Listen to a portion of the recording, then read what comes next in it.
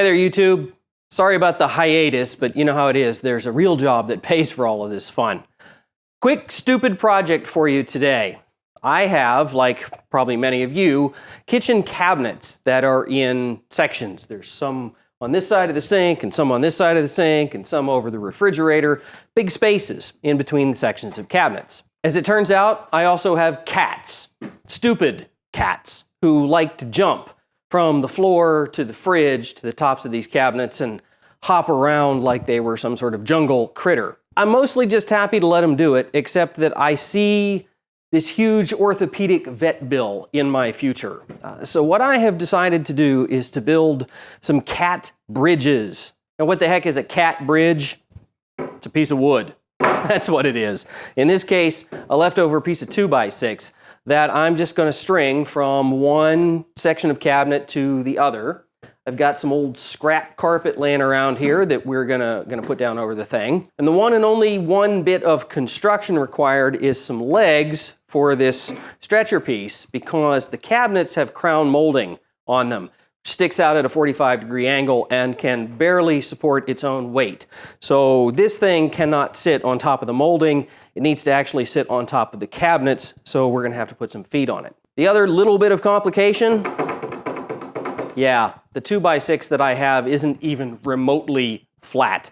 It's got a pretty good warp to it. It's left over from the shed project, and it sat outside for too long, apparently. Under normal circumstances, you would set something like this down on top of the feet so that there's no weight of the wood or the cat or whatever on the fasteners.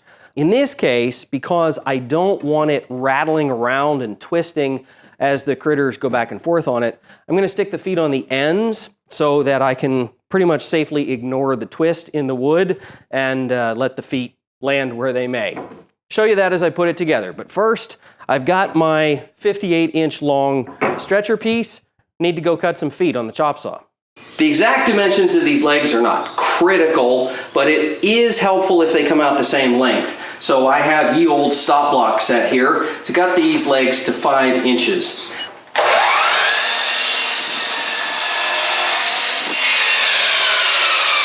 Okay, with the legs cut, the trick here is that since my cross piece is twisted, I can't just set it on the bench and screw the legs on. There's no way they're gonna end up flat. So what I have done is I have propped my stretcher piece up on a couple of blocks that are plus or minus the right height, and that allows me to set the foot down square on the bench, slide it up against the end, and pre-drill for the holes. And what will happen is the twist in this board will naturally just raise up above the foot on this side and likewise on the other end.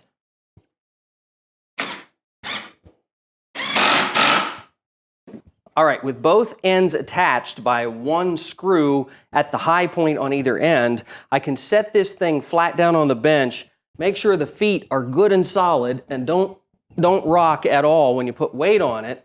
Now I can drill for the other two screws, screw it in, and even though this thing is twisted and wobbly and going every which way, I'll have an apparatus that will sit flat on top of the cupboards and won't rattle around and drive me insane. All right, time for the worst part of this whole thing, and that's the carpet. If you've never done any work with carpet before, don't. It stinks. However, my wife is not going to be happy if I put up a unfinished piece of 2x6 in the kitchen. So here we go. The easy way to do this, and easy is a relative term I might mention, is to start in the back. The face of this piece that goes up against the wall doesn't need to be carpeted. In fact, it's probably better if it's not, so that it can sit flat against the wall. So what I've done is I have pinned one end of this apparatus down in the vise with the carpet, and I've run it along here, and I've cut it roughly to length. It's about 3 or 4 inches too long or so. And what I'm gonna do is I'm just gonna run along here with the staple gun, and I'm gonna tack this down, and then we'll come back with a utility knife and we'll cut it to fit. The trick with carpet is to mind the corners. Anywhere this stuff bends is where it's gonna give you a problem.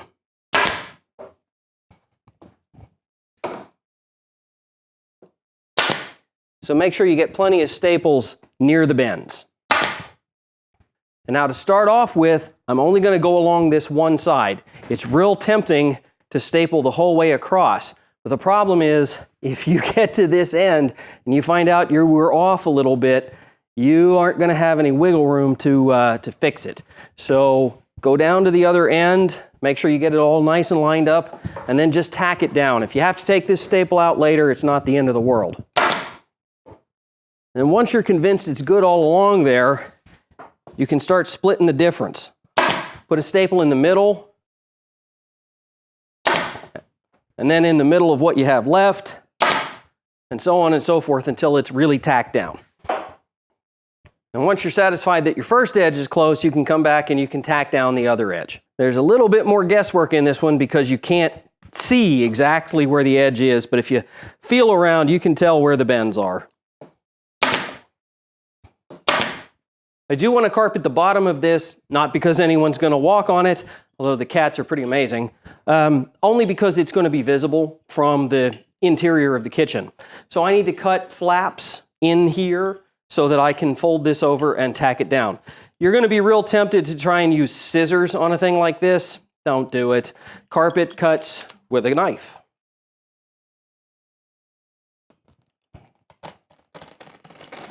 Once you have your flap cut, you can take your knife and you can trim off this excess on the corners. And that'll make it just a wee bit easier to fold this carpet over to do the bottom. If your carpet's being really uncooperative, which, let's face it, it's carpet, it's all uncooperative, you can hit it with a heat gun to soften it up. Just be careful. Set it on warm, not hot, and lots of airflow, because there is a fine line between soft and soup when it comes to carpet. Once you have the carpet all folded over and stapled down, you can take a utility knife and run right along the edge of the wood, use it as a cutting guide, trim it off flush, and your cat bridge is largely complete. However, if you expect it to stand the test of time, you've got to do something about these edges. You know how cats are. They claw at everything, and carpet that's not bound is going to come apart almost instantaneously. So, enter industrial strength glue gun. Don't try this with your local craft store special, folks. This is a 100-watt Sure Bonder. It's an Amazon.com special. This is the thing you need to tackle a big carpet project. But even though I have the mother of all glue guns here, I am using multi-temperature glue sticks. It lets me run a lot more volume out of the glue gun. If you use high-temperature glue sticks, the glue gun has got to be hot in order to melt them, and the recycle time is, dependent on the wattage of the gun. With the multi-temp and the high wattage gun, you can run glue all day long and never worry about the gun getting too cold. Your goal with this glue gun is to do something about halfway between gluing and caulking. The idea is to fill in the gap between the staples and actually glue this carpet down.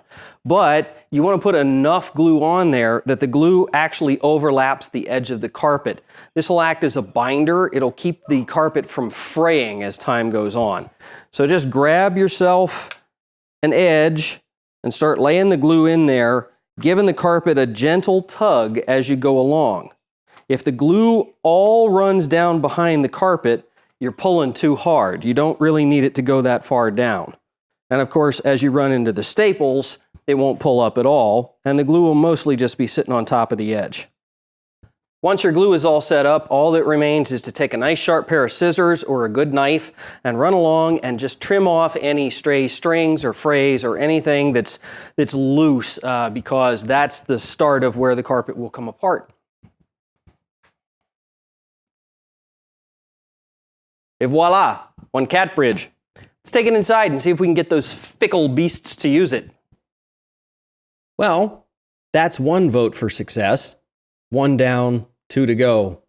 Hopefully his sister will be as enamored with it as he is. That's it for this time, YouTube. Till we meet again, stay safe.